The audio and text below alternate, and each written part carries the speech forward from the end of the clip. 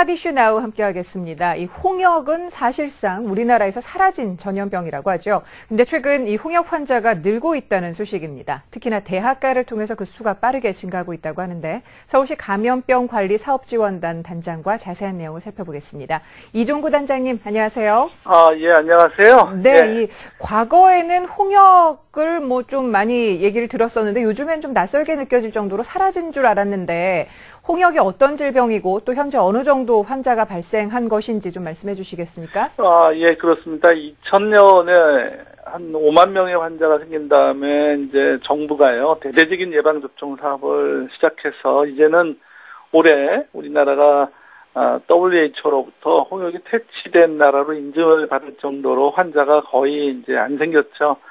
근데 이제 오늘 현재 서울시만 한 15건 정도 확인됐고 전국적으로 한 162건이 확인됐는데요. 갑자기 왜 생겼나, 이제 사라졌던 전염병이 아마도 이제 이런 것 같습니다. 현재는 이제 예방접종을 잘 하면은 이제 없어지는 전염병인데, 우리만 잘 예방접종했다고 되는 게 아니고, 이걸 조사를 쭉 해 들어보니까는 외국에서 이제 들어오기 시작하더라고요.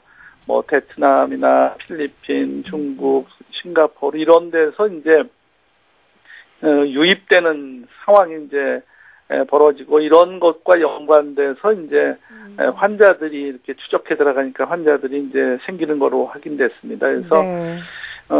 실제로 이제 우리 어린애들, 사실 어린애 전염병이죠, 이거는.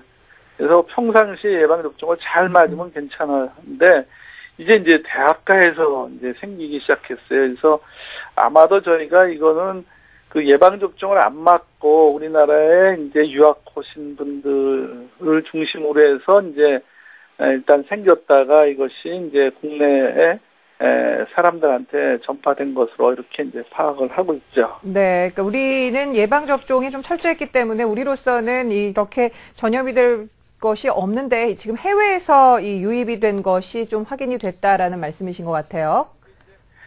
2000년이죠. 그러니까 2000년 이후에는 아주 예방접종을 철저히 하도록 이렇게 우리가 기록도 관리하고 그랬는데, 요번에 대학생들은 아마도 2000년도에, 2000년 당시를 보면은, 초등학교 들어오기 바로 직전에, 그러니까 94년생서부터 96년생 사이에 이제 대학생들이 생기거든요. 네. 그래서 아마 정부도, 우리 서울시도 마찬가지지만 이제 중앙정부와 같이 이렇게 94년도부터 96년도에 예방접종을 한 학생들이 제대로 기록이 남아있지는 않은 이제 상황인 것 같아요. 네. 요 학생들한테서 이제 접촉이 되면은 발생할 가능성이 있다, 이렇게 이제 판단을 하고, 우리 국민대에서 생긴 그 학생들 중에 예방접종력이 확인이 안 되는 학생들을 좀 찾아서, 네.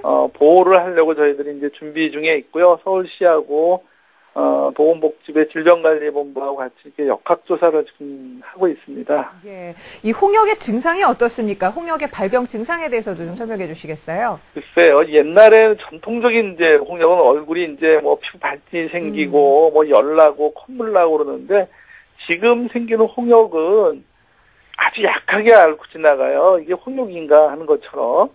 그래서 얼굴이나 목에 약간 뭐 발진이 좀 생기고, 기간도 옛날보다 좀 짧고, 증세도 짧습니다. 그래서 홍역이 아닌 걸로 이제 생각하는 경우가 꽤 많아요. 네. 이것은 아마도 이제 이렇게 이제 약하게 앓고 지나가는 이유는 면역력이 있긴 있는데 불충분해서 생긴 게 아닌가 이렇게 생각을 합니다. 그래서 일반적으로는 이렇게 증상이 심하지 않기 때문에 이제 뭐 심각한 거는 아닌데, 네. 다만 이제 이게 전염성이 강하기 때문에 이제 예방접종을 안 한 사람을 중심으로, 또는 했더라도 이제 한 번 한 사람 또는 두 번 다 했는데도 불구하고 이제 그런 그 면역력이 많이 떨어진 경우에 이렇게 생기는 걸로 저희들은 판단하고 있어요. 예.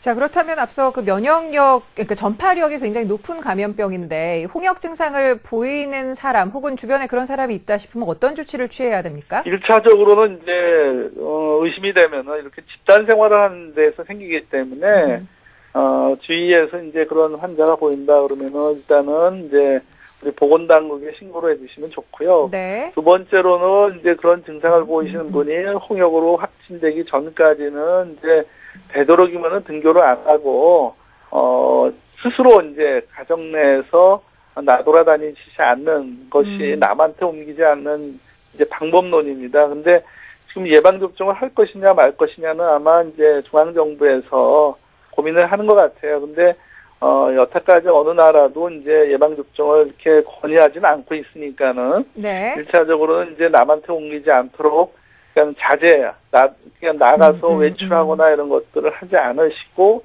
이런 유행기간 한 일주일 이내니까는, 네. 집안에 있으시는 게 이제 좋겠다고 생각을 합니다.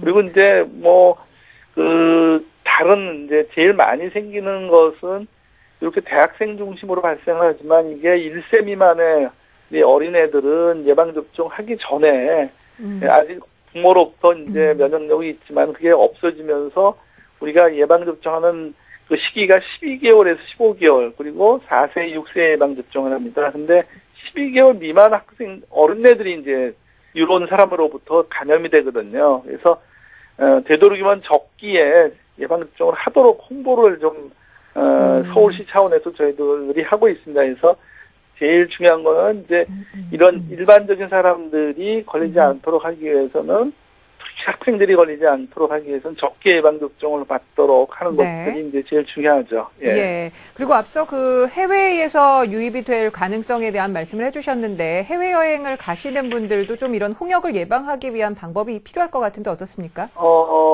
일반적으로는 우리나라 분들은 대부분 다 맞았기 때문에 유행 지역에 갈 경우 이제 조심은 하셔야 됩니다. 그래서 본인이 혹시 예방접종을 맞았는지 안 맞았는지를 확인해 주시고 만약에 안 받으셨다면은 거의 우리나라 인구의 1, 2%에 해당되거든요. 사실은요. 거의 다 네. 맞췄기 때문에 그런 분들은 예방접종을 하고 나가시고요. 앞으로 예를 들어서 이제 해외에서 이렇게 산발적으로 들어오는 것에 대해서는 빨리빨리 신고해서 전파를 차단하는 것이 사실 제일 중요하죠. 그래서 이제 신고를 잘 해주셔야지 남한테 전파되는 걸 막을 수가 있습니다. 네, 알겠습니다. 저희 좀 대학가를 중심으로 홍역이 많이 유행을 하고 있다는 얘기를 전해주셨는데, 자, 오늘 말씀 잘 들었습니다. 고맙습니다. 네, 감사합니다. 네, 지금까지 서울시 감염병 관리사업지원단 이종구 단장과 함께했습니다.